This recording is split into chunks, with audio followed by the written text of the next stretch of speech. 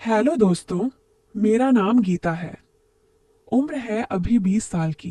वो उम्र जब लड़की का बदन थोड़ा थोड़ा खिलने लगता है, जैसे कोई कोमल फूल जो सुबह की धूप में चमकने लगे। मैं गांव की हूँ। वो छोटा सा गांव जहाँ खेतों की हवा में मिट्टी की खुशबू घुली रहती है और शाम को घर की चौखट पर बैठकर दूर के पहाड़ देखना अच्छा लगता है। मेरी आंखें बड़ी बड़ी हैं, काली जैसे रात का आसमान, और होंठ गुलाबी जो मुस्कुराते वक्त थोड़े मोटे हो जाते हैं।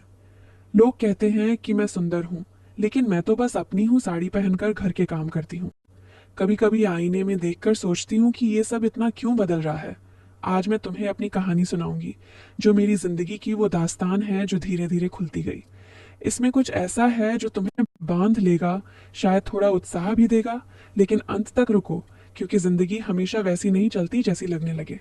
चलो शुरू करते हैं। मेरा गांव है हरिपुर, जहां घर घर में ईंटों की दीवारें हैं, लेकिन मेरे घर की दीवारें थोड़ी अलग हैं। पिताजी किसान हैं, सुबह उठते हैं तो खेत की मेड़ पर चलते हुए कोई गीत गुनगुनाते हैं। माँ घर संभालती हैं और भाई बड़ा है, शहर पढ़ने गया हुआ। मैं बीच में हूँ, घर की लाडली। लेकिन अब वो उम्र आ गई है जब सबकी नजरें थोड़ी चुभने लगती हैं। एक दिन सुबह की बात है। मैं रसोई में थी। बाहर का आंगन सूना था। सूरज अभी पूरी तरह नहीं निकला था, बस हल्की हल्की रोशनी फैली हुई। मैं चूल्हे पर रोटियां सेंक रही थी। साड़ी की चोली थोड़ी ढीली थी क्योंकि रात को धोकर सूखने रखी थी, और हवा के झोंके से वो हल्का हल्का लहरा रही थी। माँ बाहर कपड़े सुखा रही थी और अचानक दरवाजे पर दस्तक हुई। कौन है? मैंने पूछा। आवाज में थोड़ी झिझक थी। बाहर से चाचा जी की आवाज आई। पड़ोस के चाचा, जिनका नाम है रामलाल चाचा। वो हमारे खेत के पास का ही खेत जोतते हैं और कभी कभी घर आ जाते हैं कोई बात करने। गीता बिटिया, खोल दे दरवाजा, तेरे पिताजी को कुछ सामान लाया हूँ। मैंने साड़ी को ठीक किया, लेकिन वो हल्की सी हलचल में फिर लहराई। दरवाजा खोला तो चाचा जी खड़े थे, हाथ में एक बोरा, आंखें थोड़ी नीची लेकिन नजरें मेरी तरफ। अरे चाचा जी, आइए अंदर, मैंने कहा मुस्कुराते हुए। बोरा रखते हुए उनका हाथ मेरे हाथ से छू गया, बस हल्का सा, लेकिन वो स्पर्श जैसे बिजली का करंट था। ये क्या लाए हैं? मैंने पूछा। बीज हैं, तेरे पिताजी के लिए, अच्छे वाले। उनकी आंखें मेरी कमर पर रुकीं, जहां साड़ी की फुदक थोड़ी ढीली थी। मैंने सोचा, शायद हवा का कमाल है, लेकिन मन में एक अजीब सी हलचल हुई। माँ ने पुकारा, गीता चाय बना दे चाचा जी के लिए। मैं रसोई में चली गई। पानी उबालते हुए सोच रही थी कि चाचा जी की नजरें क्यों इतनी गहरी लगी। चाय देते वक्त उनका हाथ फिर छुआ, इस बार थोड़ा लंबा। बिटिया, तू तो बड़ी हो गई, उन्होंने कहा, आवाज में कुछ भारीपन। हाँ चाचा, समय तो ऐसा ही है, मैंने हंसकर कहा, लेकिन मन में सवाल घूम रहा था, ये क्या चल रहा है।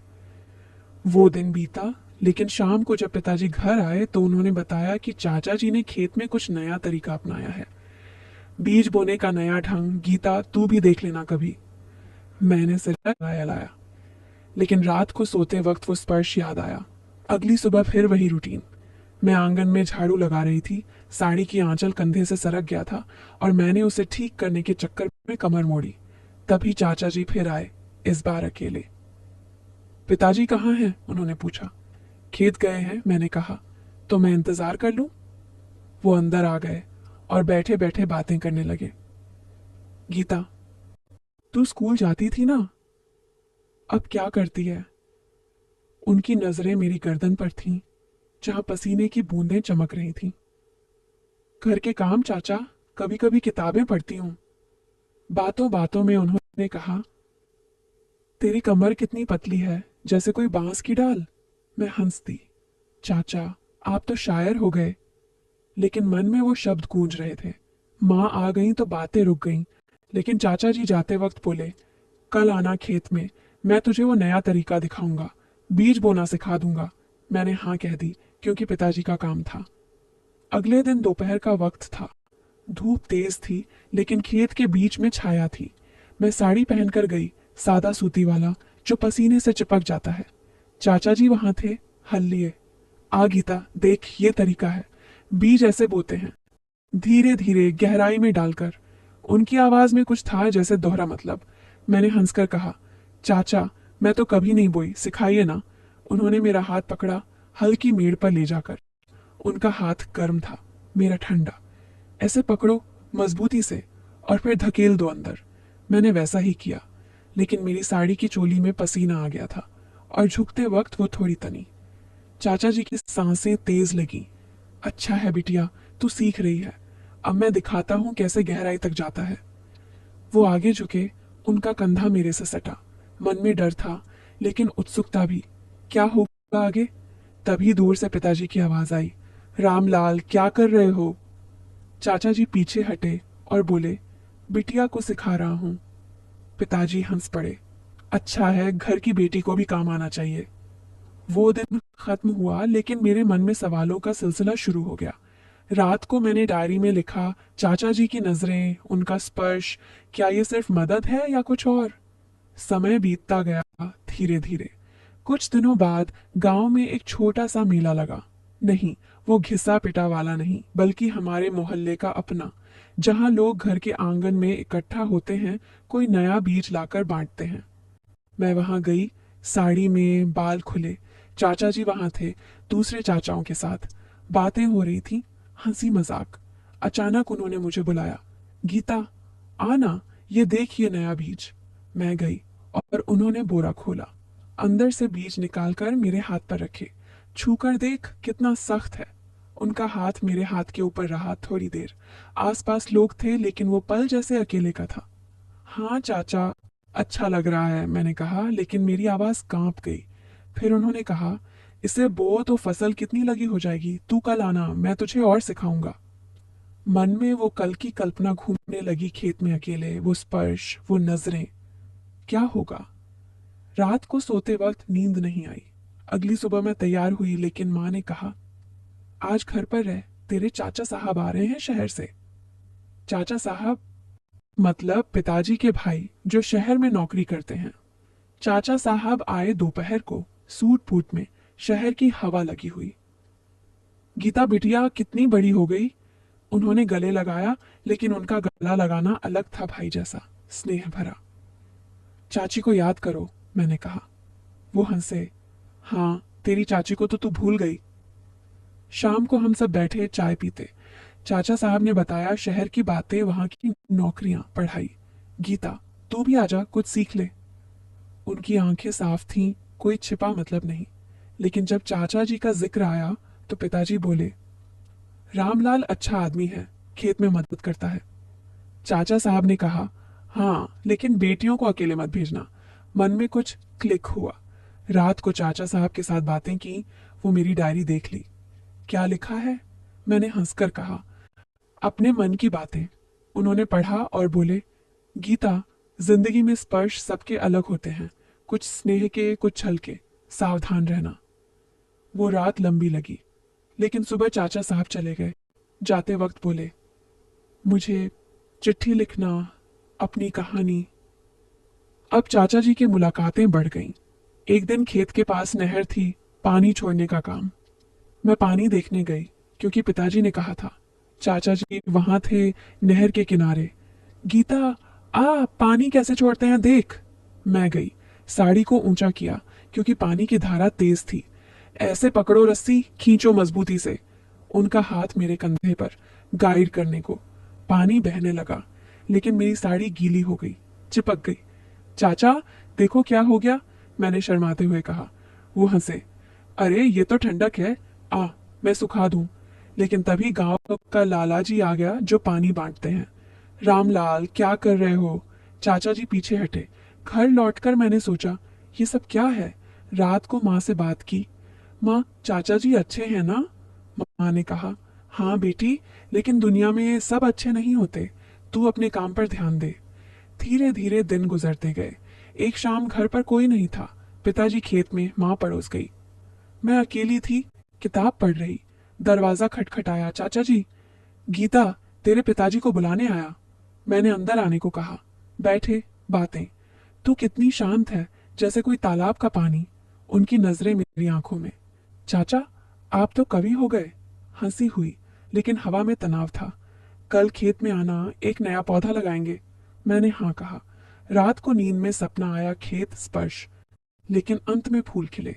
अगला दिन आया। खेत में चाचा जी इंतजार कर रहे थे। आ गीता, ये पौधा लगाते हैं, जड़ें गहरी डालनी पड़ती हैं। मैंने मिट्टी खोदी, हाथ गंदे हो गए। उनका हाथ मेरे हाथ पर, मिट्टी लगी। ऐसे दबाओ नरमी से। पौधा लग गया, लेकिन मेरी साड़ी मिट्टी से सन गई। चाचा अब क्या? वो बोले, घर चल, मैं साफ कर दूं। मन डर गया, लेकिन उत्साह भी। घर की तरफ चल पड़े, लेकिन रास्ते में भाई का दोस्त मिला, शहर से आया। गीता दीदी, क्या हो रहा है? चाचा जी चले गए। भाई के दोस्त ने कहा, चाचा जी से सावधान, वो थोड़े चालाक हैं। मन में शक हुआ। समय और आगे बढ़ा। अब चाचा जी की बातें गहरी हो गईं। एक दिन घर के पीछे आम का बाग था, फल तोड़ने का मौका। मैं चढ़ी सीढ़ी पर, साड़ी लपेटी। चाचा जी नीचे पकड़ रहे थे। हाथ बढ़ाओ, मैं पकड़ लूंगा। फल गिरा, उनका हाथ मेरी टांग से छुआ। सॉरी बिटिया। लेकिन आंखों में चमक। नीचे उतरते वक्त सीढ़ी हिली, मैं गिर पड़ी उनके ऊपर। सांसें रुकी, बदन सटा। चादेसा या चा मैं उठी, लेकिन वो पल जैसे आग था। कुछ नहीं हुआ, उन्होंने कहा, लेकिन जाते वक्त बोले, कल फिर आना बाग में। रात को मैंने फैसला किया, नहीं जाऊंगी। लेकिन जिंदगी रुकती नहीं। कुछ दिनों बाद गांव में एक समस्या आई। खेतों में कीड़े लग गए, सब परेशान। चाचा जी ने सलाह दी, एक नया दवा लाओ, मैं लगा दूं। पिताजी ने मुझे भेजा शहर की दुकान पर। वहां चाचा साहब मिले, जो छुट्टी पर आए थे। गीता क्या लाई, मैंने बताया। वो बोले, चल मैं साथ चलूं। रास्ते में बातें शहर की। तू क्या करना चाहती है जिंदगी में? पढ़ना, माँ बाप का नाम रोशन करना। घर आकर दवा लगाई चाचा साहब ने। चाचा जी भी आए, लेकिन चाचा साहब की मौजूदगी में चुप रहे। धीरे धीरे चीजें बदलने लगी। मैंने किताबें ज्यादा पढ़ना शुरू किया, डायरी में लिखना। चाचा जी की मुलाकातें कम हुई, क्योंकि मैं बहाने बना लेती। एक दिन पिताजी बीमार पड़े, नहीं बीमारी नहीं, बस थकान। मैंने देखभाल की। चाचा जी आए, लेकिन माँ ने रोका। बिटिया संभाल रही है। मन में राहत मिली। अब कहानी का वो मोड़ आया जो सब बदल देगा। एक रात, आधी रात को दरवाजा खटखटाया। मैं उठी। देखा चाचा जी। क्या हुआ चाचा? तेरे पिताजी को बुला, खेत में समस्या। पिताजी गए, मैं अकेली। चाचा जी अंदर आ गए। गीता, तू डर मत। उनकी नजरें फिर वही। चाचा, पिताजी आ जाएंगे। लेकिन वो पास आए, हाथ बढ़ाया। बिटिया तू समझती नहीं। मन धड़का, चीखने को हुई। लेकिन तभी लाइट नहीं गई, बल्कि भाई घर आ गया, शहर से अचानक। क्या हो रहा है यहाँ? चाचा जी भागे। भाई ने सब सुना, पिताजी को बताया। अगले दिन पंचायत हुई। चाचा जी ने माफी मांगी। मैंने गलती की, बस मदद करना चाहता था। लेकिन सब जान गए। गांव ने उन्हें समझाया। मैंने चुप रहना चुना। लेकिन अंत चला। चाचा जी खुद एक बीमारी से जूझ रहे थे, मन की बीमारी, जो उन्हें वैसा बनाती थी। डॉक्टर ने इलाज किया और वो बदल गए। महीनों बाद वो आए, सिर झुकाकर। गीता बिटिया, माफ कर दे, मैं अब ठीक हूं। मैंने माफ किया। और कहानी, वो बीज जो हमने बोए थे, वो फसल लहलहाई। चाचा जी अब सच्चे में मदद करते हैं, बिना किसी छल के। मैंने पढ़ाई की, शहर गई। लेकिन गांव लौटकर सोचती हूँ, जिंदगी में स्पर्श स्नेह के होते हैं, छल के नहीं बातें। लेकिन अंत में सब अच्छा। अब तुम बताओ, कैसी लगी कहानी?